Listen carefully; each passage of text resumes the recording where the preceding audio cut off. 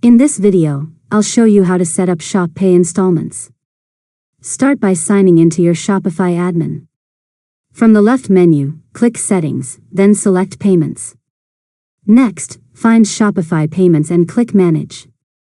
If Shopify Payments isn't activated yet, complete the setup before continuing, since Shop Pay Installments requires Shopify Payments. After that, scroll to the Shop Pay section and make sure Shop Pay is enabled for your store. Now find the Shop Pay Installments option and turn it on. Review the terms and eligibility requirements, then complete any additional information if Shopify asks for it. Next, save your changes and return to your online store.